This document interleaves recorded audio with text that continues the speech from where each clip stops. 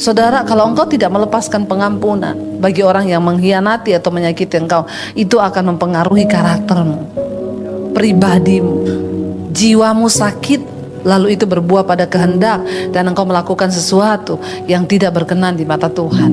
Hari ini apapun pengalamanmu, sepahit apapun, lepaskan pengampunan. Saudara, hari ini saya beri tema firman Tuhan adalah belajar dari kegagalan. Ya, siapa di sini yang tidak pernah gagal?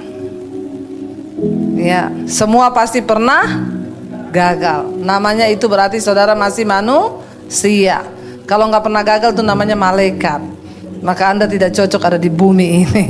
Ya, semua orang pasti pernah gagal. Satu peribahasa berkata begini, kegagalan itu adalah guru yang terbaik.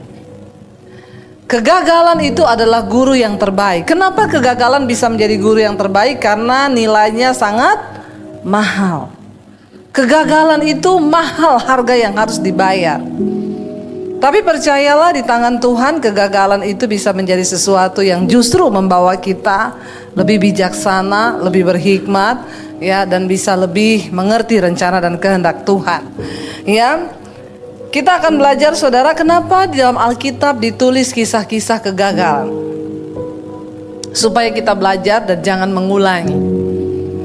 Kemarin ada satu orang bapak telepon saya, dia bilang begini, "Ibu, saya nih sama istri saya hubungan kita sudah tidak harmonis. Terus saya tuh berdoa sama Tuhan, mau dibawa kemana ini rumah tangga saya. Dia tidak melayani saya lagi." Lalu saya bilang, "Mungkin bapak ada salah sama istri." "Ya dulu saya pernah salah sih, saya pernah selingkuh." Lah itu pasti istri juga sakit hati, kecewa. Ya bapak berkorbanlah, bayar harga untuk bagaimana istri bapak bisa percaya lagi kepada bapak. Ya sudah, saya sudah melakukan semua hal, tapi buktinya juga dia nggak bisa mengampuni saya, dia tetap tidak mau melayani saya. Ya saya bilang butuh waktu, itulah sebuah proses. Lalu dia bilang begini, saudara, "Saya itu sudah berdoa, Bu. Saya bilang, Tuhan, tunjukkan kemana arah rumah tangga saya. Saya sudah capek kayak begini terus." Lalu Bu, dia bilang, tiba-tiba Tuhan kirim wanita lain. Haleluya, ya. Ajaib perkasa ini, saudara, ya. Tuhan kirim wanita lain. Saya bilang, "Siapa yang kirim, Pak?" "Tuhan, Bu." Orang Kristen sekarang Tuhan dibilang setan, setan dibilang Tuhan. Saya bilang, "Pak, itu bukan Tuhan yang kirim, setan yang kirim." "Ya enggak, Bu. Jadi saya menemukan kebahagiaan dengan wanita ini. Dia senasib sama saya, juga dicuekin suaminya. Jadi kami sehati, serasa, sepikir, sejiwa, sepenanggungan." Saya bilang sama-sama masuk neraka. Ya, saudara bisa bayangkan nih. Akhirnya saya bilang gini, "Pak, nggak boleh bercerai, apalagi bapak mau nikah lagi, nggak boleh." Lalu dia bilang sama saya gini, "Loh Bu, buktinya di Alkitab Salomo, Daud kok boleh?" Ya, saya bilang, "Pak, semua di Alkitab itu ditulis soal kegagalan mereka itu. Bapak baca nggak harga yang harus dibayar? Dari sebuah kesalahan bagaimana Daud itu melakukan persinahan dengan Betseba, lalu ada harga yang mahal yang dia harus bayar. Itu ditulis supaya kita ini belajar. Jangan diulangi kegagalan yang sama. Ya, itu diizinkan, ditulis bukan supaya saudara tiru. Oh, Salomo istrinya 1000 sama gundiknya, kalau gitu saya juga. Terus saya juga bilang, "Bapak mau niru Salomo? Kekayaan bapak berapa?" Benar nggak, saudara? Ya, Salomo tuh kaya raya, tidak ada raja yang lebih kaya daripada Salomo dalam catatan sejarah, dan itu yang Alkitab katakan. Ya, lalu bapak mau meniru Salomo? Hello, please, saudara. Kenapa kegagalan mereka ditulis? Kita tahu bersama, karena kegagalan itu mereka juga mengalami sesuatu yang tidak enak. Hari ini kita akan belajar, saudara, dari kegagalan yang pertama siapa? Yudas. Yudas adalah seorang yang dekat dengan Yesus. Dia adalah murid Yesus. Setiap hari dia mendengarkan pengajaran dari Yesus. Tetapi pada akhirnya kita tahu bersama, karena uang, Yudas tergoda untuk menjual Yesus. Dan kita tahu bersama bagaimana tragisnya kisah hidup Yudas. Pada akhirnya dia sih menyesal dengan semua kegagalan yang pernah dia buat, tapi dia mengambil respon yang salah. Nah, ada beberapa hal yang kita bisa pelajari dari kisahnya Yudas ini, saudara. Ya, yang pertama, ya, semua orang bisa jatuh, termasuk murid Yesus, orang yang dekat dengan Yesus. Itu yang pertama yang harus kita pelajari dari kegagalan seorang Yudas. Nggak peduli siapapun saudara, entah engkau pendeta, engkau pengerja, engkau orang Kristen yang rajin beribadah, kita semua rentan terhadap yang namanya dosa. Nggak ada satupun dari kita yang kebal terhadap dosa. Makanya kalau tahu penyebabnya, jangan lagi bermain-main dengan dosa. Ada orang sukanya jatuh di got, tapi senangnya main dekat got. Ya, kalau udah tahu jatuh di got itu nggak enak, makanya jangan main dekat got. Nanti kecemplung lagi di got. Nanti kalau udah jatuh di got, siapa yang salah? Got. Ya, itu ada seorang majelis itu di Sulawesi. Istrinya ngomong, nanti kamu jangan mabok lagi ya. Saya tuh malu tiap pulang gereja mesti kamu minum mabok. Udah datang nanti orang gereja jemaat bilang, itu suamimu jatuh di got. Lalu dia bilang gini, tenang, saya sudah hafal semua got. Satu kali saudara pulang gereja, bener dia mabok sama teman-temannya, dilaporin sama istrinya, tuh suamimu udah di got lagi. Istrinya datang, saya kan udah bilang sama kamu, itu kamu jatuh di got lagi kan? Dia bilang, saya ini tahu di mana tempatnya got. Kemarin di sini ndak ada got. Siapa yang pindahin nih got ke sini? Jadi jangan suka main dekat dosa. Kalau engkau tahu engkau suka jatuh dalam dosa kenajisan, buat anak-anak muda di sini, ya, dosa percabulan, masturbasi, onani, itu adalah dosa. Kalau engkau tahu engkau suka jatuh, jangan lihat film porno. Amin. Yang muda-muda, hello, ya, nanti lihat yang begituan jatuh lagi, jatuh lagi. Ayo belajar dari pengalaman. Oh, saya itu kadang jatuh gini gara-gara begini-begini. Oh, saya nggak mau, dalam nama Yesus aku mau berjuang. Tidak ada satu orang pun yang kebal terhadap dosa, mau pendeta, mau siapapun. Makanya dulu ada seorang worship leader, dia bilang dia dijebak tuh minum di Kemang sampai mabok. Waktu mabok difoto sama temennya, lalu dikirim di Facebook, ya. Lalu dia nggak boleh pelayanan. Dia bilang orang Kristen itu sok suci, bu.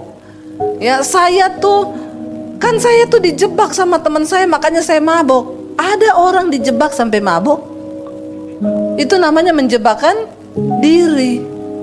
Saya bilang, waktu kamu minum minuman itu rasanya teh? Kan enggak, udah tahu itu minuman, kamu minum berarti kan kamu yang mencobai. Lalu dia bilang begini, padahal ya zaman dulu Yesus aja duduk sama pelacur. Saya bilang, iya, tapi tidak ada ayatnya berkata maka pergilah Yesus ke rumah pelacur. Jangan rubah-rubah ayat. Alkitab berkata pelacurnya yang datang dengar Yesus, bukan Yesus yang pergi ke rumah pelacuran. Saya bilang sama dia, lagian sekarang itu udah beda zamannya. Zaman dulu Yesus duduk sama pelacur, yang berubah siapa? Pelacurnya. Kalau sekarang pendeta duduk sama pelacur, yang berubah siapa? Haleluya. Bukan saya yang ngomong loh. Ya, jangan main api. Tidak ada seorang pun di antara kita yang kebal terhadap dosa. Amin. Yudas orang yang dekat dengan Yesus, tiap hari dengerin. Jadi tidak menentukan Anda itu masuk gereja itu, imanmu itu bertumbuh apa enggak menentukan. Enggak menentukan orang pelayanan di atas mimbar, main musik, main gitar. Kalau hidupmu tidak sungguh-sungguh mencintai Tuhan, maka maaf, ya. Ada orang bilang begini, bu, sekarang itu orang-orang di luar yang mau bertobat terima Yesus udah gak mau ke gereja. Ya, katanya itu pelacur mana mau ke gereja, nanti dihakimi di gereja, pakai rok mini, preman tatoan masuk ke gereja. Saya bilang jangan salah. Justru pelacur itu kalau datang ke gereja dia nggak pakai rok mini, karena dia tahu dia lagi nggak dinas. Amin. Lo pelacur preman tuh kalau ke gereja sopan, karena dia tahu dia akan datang menghampiri rumah Tuhan. Justru orang Kristen itu, ya, satu kali pelacur ke gereja dia nggak mau datang lagi. Pendetanya sama istrinya pergi ke rumahnya. Kenapa nggak mau datang ke gereja lagi? Saya pelacur. Nggak apa-apa, kami tetap menerima kok. Walaupun kamu pelacur nggak usah malu. Nggak, saya malu. Kenapa? Di sana banyak langganan saya. Ternyata di gereja banyak langganan. Pastikan kanan kirimu tidak ada langganan. Hati-hati, nggak ada seorang pun yang rentan, yang kebal terhadap dosa. Ya, yang pertama kita belajar dari kegagalan Yudas, semua orang bisa jatuh dalam dosa, sekalipun murid Yesus. Yang kedua, apa yang kita bisa pelajari dari kegagalan seorang Yudas? Yang kedua,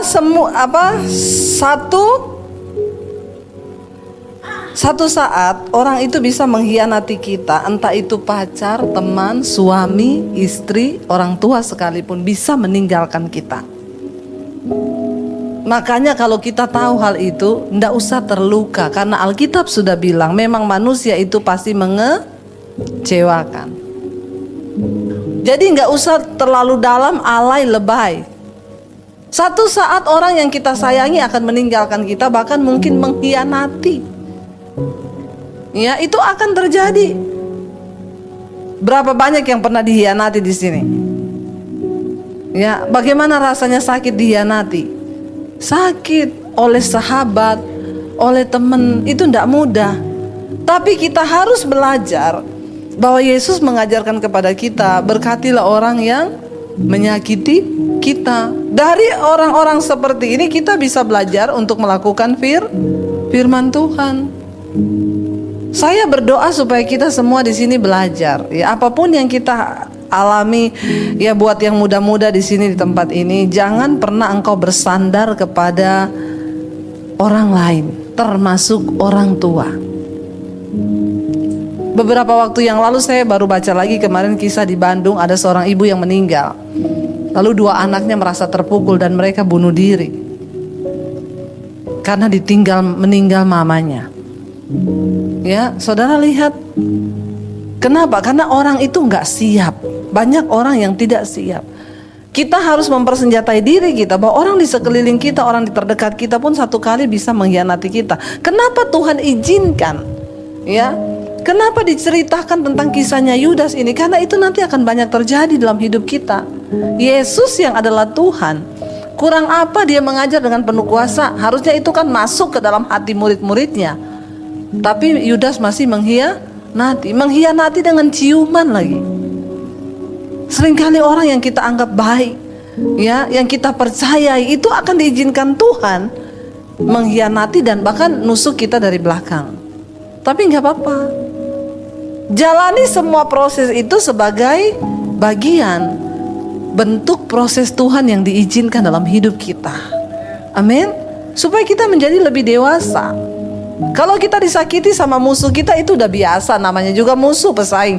Tapi disakiti sama orang terdekat itu nggak enak. Suami mengkhianati istri itu nggak enak. Istri mengkhianati suami itu nggak enak. Tapi ketika itu terjadi, apa yang harus kita lakukan? Kemarin saya melayani ada seorang ibu yang suaminya selingkuh dan dia merasa terpukul luar biasa. Dia bilang, saya tidak pernah menyangka, Bu, suami saya itu orang yang sangat-sangat baik. Dan sekarang suaminya udah bertobat sampai berlutut di kakinya memohon pengampunan. Tapi ini ibu bilang, enggak, saya enggak bisa mengampuni. Saya benar-benar merasa tertipu dan terhianati. Saya bilang, Ibu, Tuhan izinkan itu terjadi supaya dari sini kita bisa belajar mengampuni. Tapi ini terlalu sakit. Iya, semakin sakit, semakin ibu melakukan firman, semakin nilainya itu luar biasa di hadapan Tuhan. Ketika sesuatu akan dibentuk menjadi sesuatu barang berharga, itu gak mudah. Saudara tahu kenapa berlian itu mahal harganya? Itu proses pembuatannya, pemanasannya, itu luar biasa. Makanya dia bisa berkilau. Nah kita, Alkitab berkata, kalau kita mau dipakai Tuhan, maka kita harus rela, diizinkan mengalami hal-hal yang tidak enak bagi daging kita. Ketika saya mengalami kepahitan terbesar dalam hidup saya adalah ternyata ketika saya diusir oleh papi saya, dan saya tidak menyadari itu. Memang dari kecil sudah banyak luka di hati saya, sering dipukulin dari kecil. Lalu sesuatu yang ternyata sangat menggores, yang menyakitkan sekali, tapi saya nggak terasa. Itu terbawa sampai ke dalam pernikahan kami. Sampai saya hidup dalam kepahitan. Setiap kali ada sesuatu saya bilang sama suami saya, nggak ada orang sayang sama saya di dunia ini, termasuk papi saya juga tidak sayang saya. Dan dari situ karakter saya terpengaruh. Saya kalau pukulin anak-anak saya bilang, kamu tahu nggak apa yang dulu opa lakukan sama mami itu lebih parah dari apa yang mami lakukan sama kamu. Ada satu tindakan balas dendam. Kenapa? Karena ternyata pengampunan yang belum tuntas yang saya lepaskan. Lalu akhirnya saya dilayani suami saya. Satu malam saya manifest, dilayani berjam-jam, sampai akhirnya saya baru bisa melepaskan pengampunan. Dan setelah pengampunan itu saya lepaskan dengan tulus dari hati karena Roh Kudus, karakter saya berubah. Saya nggak pernah pukulin anak saya lagi. Saudara, kalau engkau tidak melepaskan pengampunan bagi orang yang mengkhianati atau menyakiti engkau, itu akan mempengaruhi karaktermu, pribadimu, jiwamu sakit, lalu itu berbuah pada kehendak, dan engkau melakukan sesuatu yang tidak berkenan di mata Tuhan. Hari ini apapun pengalamanmu, sepahit apapun, lepaskan pengampunan. Engkau harus melihat bahwa semua manusia itu mengecewakan. Tadi pagi saya baru baca satu statement, ya, ada seorang ahli berkata, percayalah 95% sahabat orang terdekat kita itu membenci kita. Hah? Saya kaget mendengar itu, tapi mungkin benar. Secara diam-diam. Ada orang yang tertawa ketika engkau gagal, tapi ada orang yang bersuka cita waktu. Ada orang yang tertawa bersuka cita ketika engkau gagal, tapi ada orang yang menangis waktu engkau sukses. Tidak semua orang ikut menangis waktu engkau gagal, termasuk sahabatmu. Tidak semua orang bersuka cita waktu engkau sukses. Inilah dunia, welcome to the jungle. Amin. Nah iya saudara, jadi kalau kita mempersenjatai diri kita dengan yang seperti ini, kita nggak akan mudah terluka, biasa. Kita tahu Alkitab bilang, makanya jangan berharap pada manusia. Manusia itu mengecewakan. Saya kaget baca itu, dia bilang survei membuktikan 95% orang yang dekat dengan kita itu diam-diam membenci kita dan tidak mengharapkan kita sukses. Begitulah hidup. Ketika kita susah, orang akan mencemooh kita. Waktu kita sukses, orang akan tetap menceritakan tentang keburukan kita. Jadi mau engkau sukses atau gagal, tetap juga orang akan cerita yang gak enak. Tapi bagian kita jalani hidup ini bersama Tuhan. Amin. Gak usah lihat kanan kiri. Makanya kita diciptakan sama Tuhan 2 tangan. Untuk apa? Tutup kuping kanan dan kiri. Kalau dikasih 3 tangan, 1 buat tutup mulutnya orang. Makanya tangan kita cuma 2. Ya, bilang kanan kirimu, manusia itu mengecewakan. Makanya lu berharap sama Tuhan. Ya.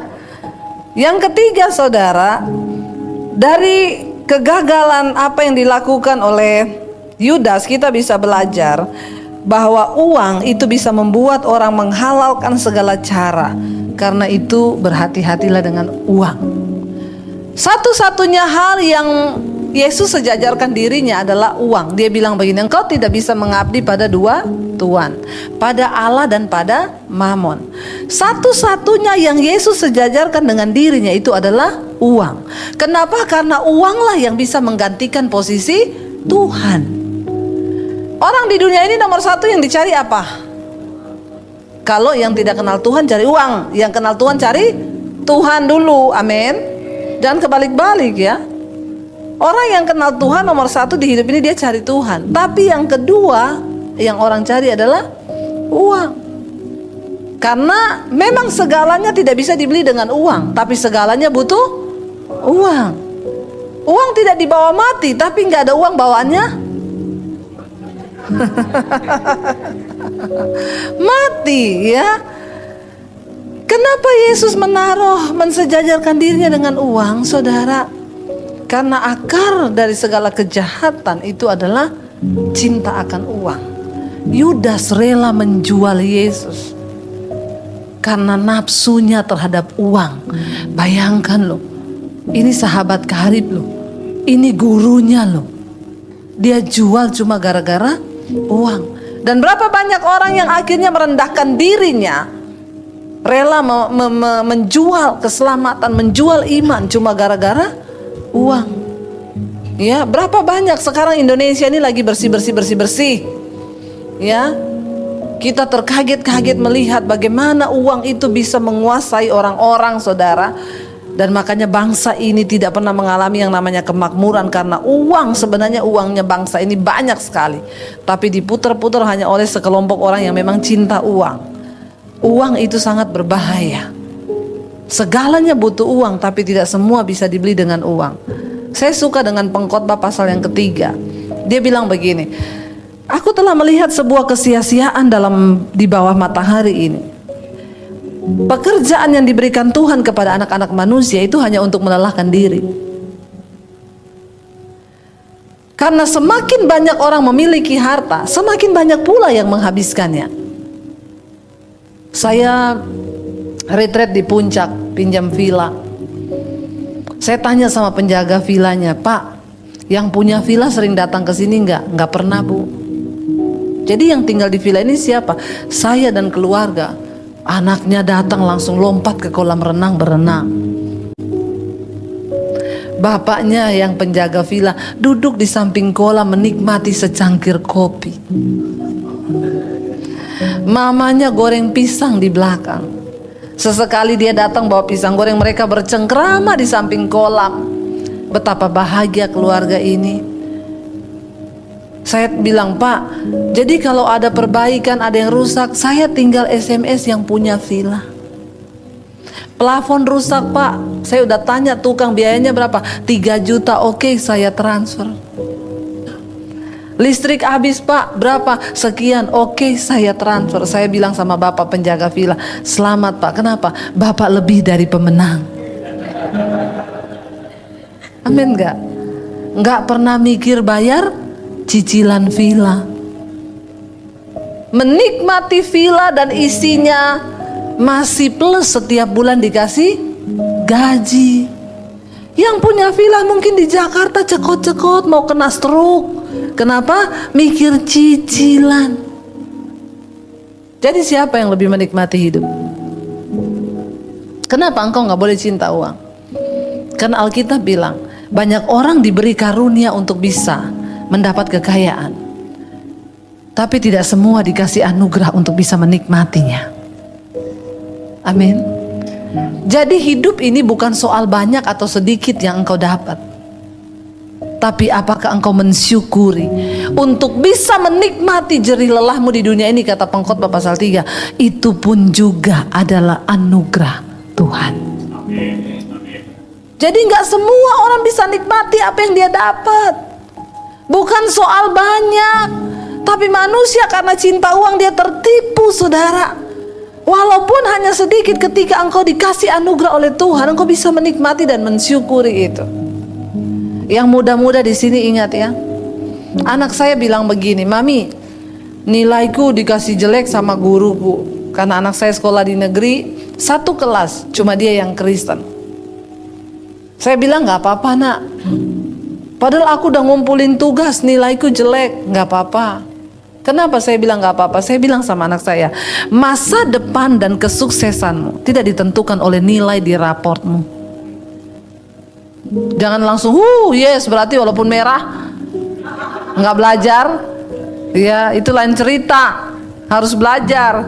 Ya, tapi kalau keadaannya begitu, saya bilang gak apa-apa. Kenapa? Saya bilang sama anak saya, dia bingung. Saya nanti kuliahnya kemana ya, Mam? Berdoa.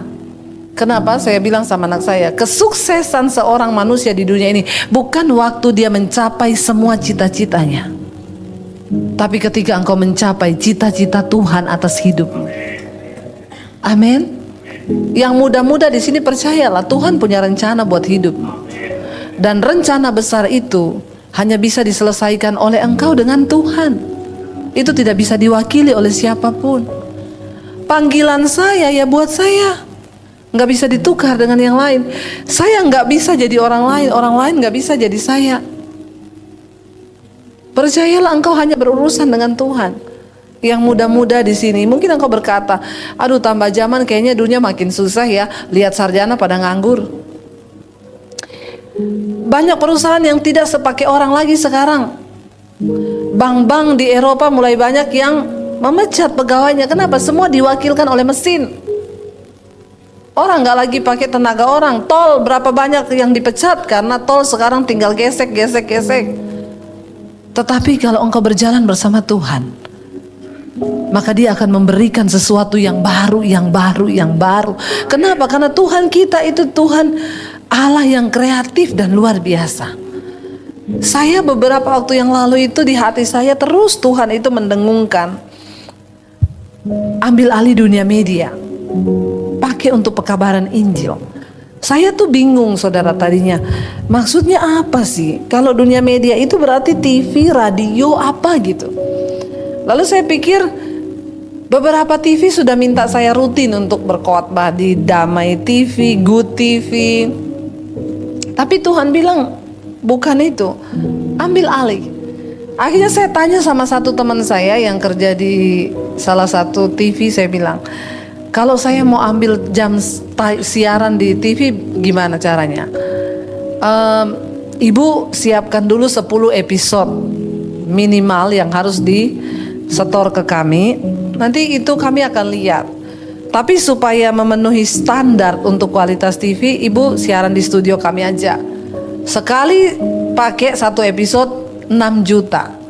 Kalau saya mau syuting 10 episode kan 60 juta. Saya bilang aduh nggak jadi deh. Ya, nggak bisa, saya 60 juta mahal. Akhirnya nggak jadi. Saya pikir sudahlah, tapi Tuhan itu terus taruh di hati saya, ambil alih dunia media. Waktu engkau tanggap dengan apa yang Tuhan mau kasih itu, saya terus bawa dalam doa, dan itu saya terus dengungkan, dan saya mencari maksud Tuhan tuh apa.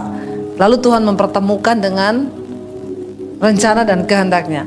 Satu kali saya pelayanan di Bali, ketemu sama saudara di satu kafe, saya sama mami saya datang di kafe itu lagi ada orang syuting saudara. Saya tanya, produsernya duduk di samping meja saya, Pak ini lagi buat apa ya? Dia bilang ini buat siaran TV bu. Oh di channel apa? Di YouTube. Terus saya bilang, loh TV di YouTube? Iya, yo ibu nggak tahu sekarang semua artis-artis beralih ke YouTube bu, karena nggak ada lagi orang nonton TV. TV pun ada smart TV, nontonnya YouTube di TV. Bener nggak? Jadi kenapa bu bisa begitu? Karena sekarang itu YouTube itu lintas negara, lintas budaya, lintas benua, lintas agama, lintas usia. Semua orang cuma di genggaman. Terus saya kan waktu denger gitu roh saya terbakar saudara. Jadi karena saya exciting banget, saya tanya, berarti saya juga bisa ya bikin TV channel di YouTube? Dan mukanya dia itu sangat tidak enak menatap saya. Ya dia bilang begini, ya semua juga orang bisa. Ibu punya konten apa? Saya bilang biasa aja pak, nggak usah ngajak berantem. Ya. Lalu dia lagi pegang laptop di situ buka-buka YouTube. Saya bilang, Pak coba ketik nama saya Pak. Dia bilang emang ada Pak. Siapa namanya? Dia ketik juga saudara. Saya bilang Debbie Basjir itu, Delta Eko berapa yang diketik sama dia. Waktu dia klik dia bilang, ih banyak banget nih tayangannya ibu. Ih ini ada yang nonton sampai 200.000 loh bu. Terus saya gini. Ya, jadi saya balik tanya, jadi bagaimana Pak? Kira-kira bisa saya bikin? Dia bilang, ih bisa banget bu, ibu udah punya nama di YouTube, berarti orang udah cari ibu. Kalau tayangannya udah ada 200.000. Lalu saya pulang, saya bilang sama suami saya, "Say, kita bikin channel YouTube yuk." "Buat apa?" "Memberitakan Injil." Saya nggak pernah berpikir jadi YouTuber, nggak. Lalu akhirnya sama suami saya dibikinlah. Agak-agak setengah hati dia bikinnya. Saya tayang khotbah, apa yang Tuhan taruh saya khotbahkan. Satu kali Tuhan suruh saya bikin khotbah dengan tema akibat dosa tersembunyi. Di syuting tayang, yang nonton 100.000 lebih. Lalu orang minta nomor HP, "Ibu saya mau konseling, ibu saya mau konseling." Saya kasih saudara. Kalau yang nonton 100.000, taruhlah yang konseling 10%. HP saya error langsung. Bunyi-bunyi sendiri, ting ting ting ting ting ting ting ting ting ting ting. Ya, untung saya tidak error. Itu saya hadapi orang konseling saudara. Ya, tapi dari situ saya tuh bahagia ya. Beberapa orang yang bukan Kristen sudah dibaptis menerima Yesus sebagai Tuhan dan Juru Selamat. Tuhan akan bawa kita kepada sesuatu yang baru karena Dia itu sumber dari segala ide kreatif. Waktu saya mau tidur malam saya berdoa. Tuhan tuh ngomong di hati, "Kamu itu memberitakan kerajaan Allah, Injil kabar baik. YouTube bisa berhutang sama kamu, tapi aku Tuhan tidak pernah berhutang. Lakukan bagianmu, nggak usah mikir itu." Saya nangis malam itu bertobat. "Tuhan ampuni saya Tuhan." "Iya Tuhan ampun." "Enggak Tuhan, saya percaya Tuhan, jiwa-jiwa itu lebih berharga." Bangun pagi jam 6 pagi, tiba-tiba HP saya bunyi. Saya lihat nomornya 00 plus plus plus 0. Wah, ini bukan Indonesia. Saya angkat. Dia bilang, "Halo, ini Pastor Debbie Basjir." "Iya." "Halo Ibu, saya dari Amerika. Ibu, saya tuh tiap hari dengerin khotbah Ibu. Kami di sini nggak ada gereja, kami ada di daerah terpencil. Jadi Ibu itu udah jadi kayak pendeta kami. Ibu maaf ya, saya boleh nggak minta nomor rekening? Saya mau kirim MoneyGram." Waktu dia bilang begitu, Tuhan tuh ngomong, "Aku tidak pernah berhutang." Waktu engkau niatnya uang itu belakangan, enggak usah dipikir. Tapi ketika engkau melakukan kehendak Tuhan terlebih dahulu, maka semua itu Alkitab bilang Tuhan tambahkan.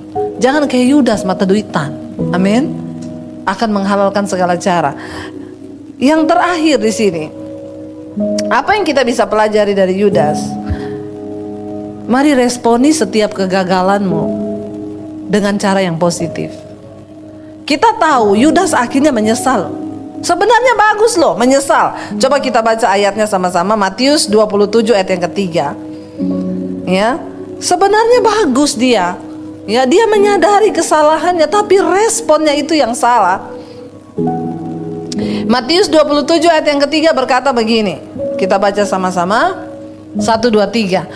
Pada waktu Yudas yang menyerahkan dia melihat bahwa Yesus telah dijatuhi hukuman mati, menyesallah ia. Lalu ia apa? Mengembalikan uang yang 30 perak itu kepada imam kepala dan sebenarnya nyesel. Tadinya mungkin dia berpikir Yesus gak bakalan sampai dibunuh sampai mati. Dia cuma mikir uangnya lumayan nih, dapat uang berapa di situ? 30 perak. Tapi waktu dia kaget ternyata Yesus dijatuhi hukuman mati, Alkitab berkata Yudas menyesal. Setiap kegagalan yang kita buat, lupakan, bertobat, menyesal atas kegagalan itu. Tapi ingat, setelah engkau menyesal, berespon dengan benar. Lalu ayat yang berikutnya berkata apa? Ayat yang keempat. Kita lanjut ayat yang keempat. Dan berkata, "Aku telah berdosa karena menyerahkan darah orang yang tak bersalah." Tetapi jawab mereka, "Apa urusan kami dengan itu? Itu urusanmu sendiri." Ayat 5. Maka ia pun melemparkan uang perak itu ke dalam bait suci, lalu pergi dari situ dan menggantung diri. Semua kegagalan, kesalahan yang terjadi itu tandanya kita ini masih manusia. Alkitab berkata ketika engkau datang mengakui dosa, maka Tuhan mengampuni. Tidak ada dosa yang terlalu merah yang tidak bisa diampuni oleh Tuhan. Ketika sikap hatimu mau sungguh-sungguh bertobat. Tapi setelah itu, ayo bertobat lalu bangkit. Kemarin seorang ibu telepon saya, Bu Debbie, saya nonton khotbah ibu yang judulnya Akibat Dosa Tersembunyi. Ibu, saya ini seorang pengerja di gereja. Semua orang memandang saya kudus dan baik, tapi tidak ada yang tahu, Bu, saya ini kotor. Kenapa, Bu? Saya selingkuh sama mantan saya. Ibu kota boleh pindah ke Kalimantan, tapi lu jangan beralih ke hati mantan.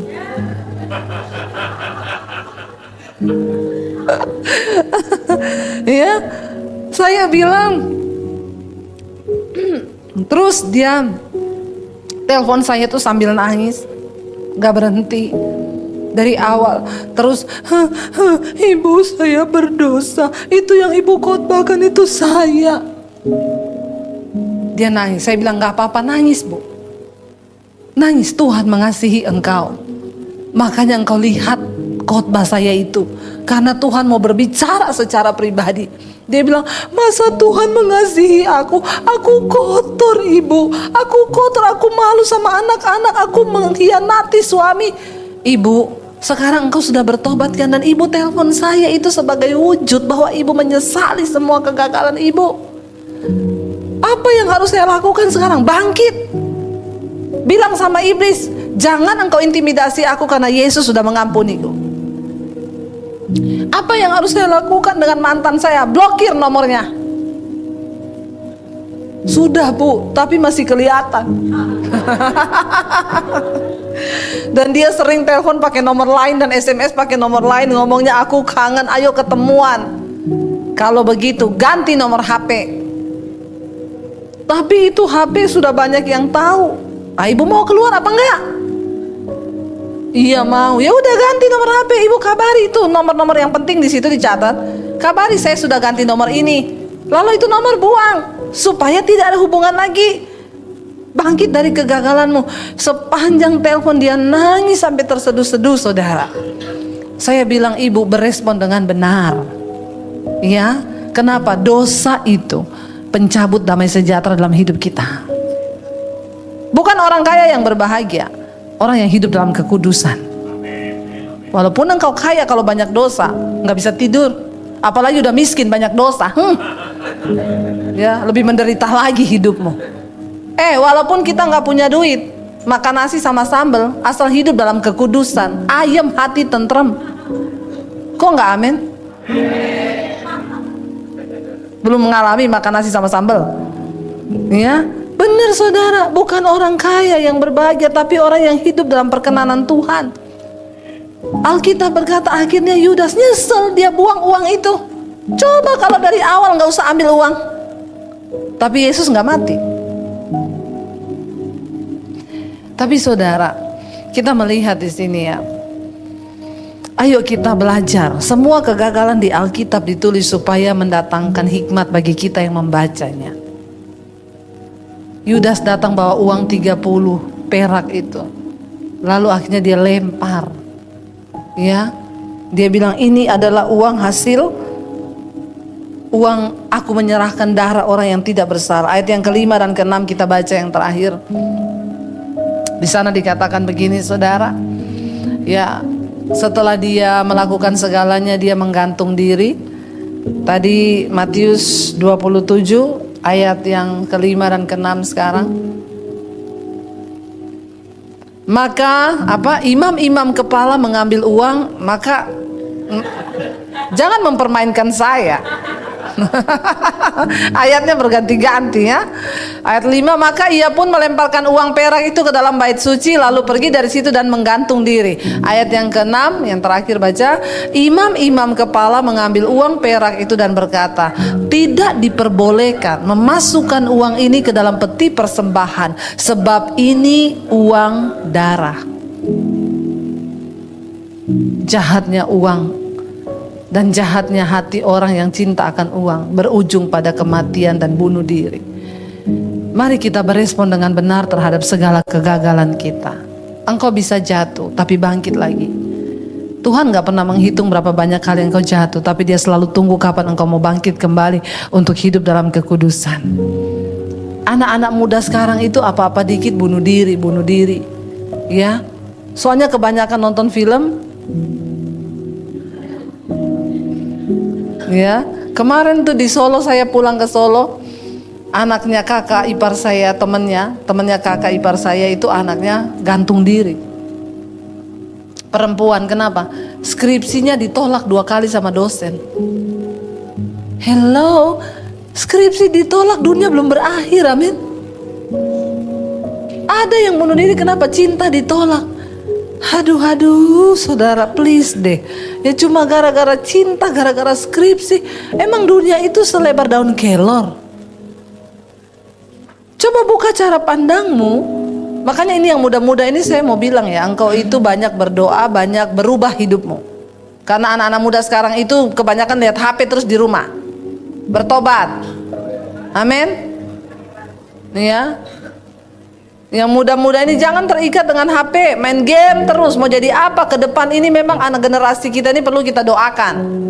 Anak muda sekarang bedanya sama kita dulu ya. Kita dulu itu pulang sekolah masih main yang berlari-larian. Sekarang anak muda sekarang olahraganya cuma jempol. Iya apa iya? Olahraganya HP tok begini-begini. Dulu kita masih main ini, main itu, main congklak, main apa ya? Yang pertama, kita tuh dulu sosialisasinya bagus. Anak sekarang pulang langsung di kamar, nggak keluar rumah lagi, nggak ngeliat mama papanya. Begini semua di dalam kamar. Ya, hati-hati loh. Yang kedua, sekarang itu makanannya gila-gilaan. Kita zaman dulu belum ada itu boba-boba. Kan ini yang tertawa-tertawa, ini yang tiap hari pesen pakai GoFood. Ya, kita zaman dulu mana ada minuman kayak begituan. Minumannya kita dulu yang sehat-sehat, belum ada yang kayak begitu-begitu. Ini zaman sekarang makanannya, jadi ke depan itu generasi itu banyak yang kena diabetes loh di usia muda. Saya kaget, anak saya bilang gini, "Mam, teman saya masuk rumah sakit, kenapa diabetes?" Hah? Kelas 6 SD. Kena diabetes kelas 6 SD. Iya, orang tiap hari makannya boba 3 kali sehari. Udah kayak makan nasi tuh. Ya, kita zaman dulu belajar kelompok di mana? Di rumah. Cemilannya apa? Pisang goreng, singkong goreng, goreng sendiri. Anak sekarang, anak saya, "Mam, mau belajar kelompok di mana?" Kafe. Sambil ngopi. Gondok nggak? Kita dulu belajar, saya bilang enak banget, Ji. Iya, emang teman-temanku udah pada ngumpul tuh di kafe. Beneran belajar? Iya, beneran belajar.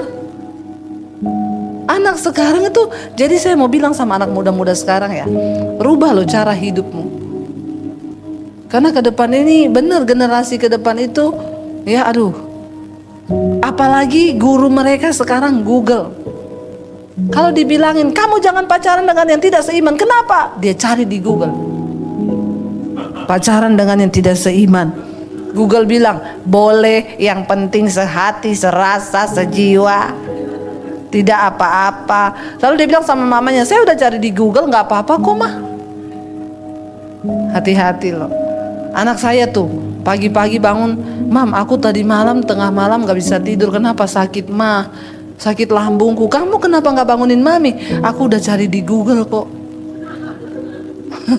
Maksudnya aku langsung buka Google, Mam, cara mengatasi sakit lambung. Terus di situ ditulis minum air gula, air hangat. Saya ke dapur bikin air gula, air hangat, saya minum, terus udah agak enakan. Terus kamu nggak berdoa? Ya berdoa. Ya, hati-hati sekarang. Generasi sekarang ini kita berdoa. Mari berespon dengan benar terhadap setiap kegagalan. Kegagalan itu wajar terjadi, tapi jangan hidup di dalam kegagalan itu. Hari ini engkau yang sedang jatuh, bangkit, ya. Dan lihat rencana Tuhan yang besar atas hidupmu. Amin. Yuk kita bangkit berdiri bersama. Terima kasih Bapak buat sore hari ini. Kami tahu kami punya Tuhan yang hebat. Kami punya Tuhan yang luar biasa. Tuhan yang tidak pernah meninggalkan kami. Bahkan apapun hari ini kegagalan kami, Tuhan, kami tahu tangan-Mu yang setia menopang kami, mengangkat kami, Tuhan. Kami berdoa Hamba berdoa secara khusus buat anak-anak muda yang ada di tempat ini. Engkau yang menguasai masa depan mereka, Tuhan yang pegang kendali. Mereka adalah orang-orang yang luar biasa di tangan-Mu Bapa. Bahkan apa yang tidak mungkin bagi Tuhan itu bisa menjadi mungkin. Waktu kami mau melakukan firman-Mu, waktu kami mau menghidupi firman-Mu Tuhan, kami mau belajar percaya bahwa Engkau Tuhan yang tidak pernah meninggalkan. Bahkan Engkau mempersiapkan rencana yang besar atas kehidupan semua anak-anak muda di tempat ini. Terima kasih Bapa, materaikan firman-Mu dalam hidup kami. Segala pujian, hormat, kemuliaan hanya bagi Engkau. Dalam nama Yesus yang percaya diberkati Tuhan, katakan bersama.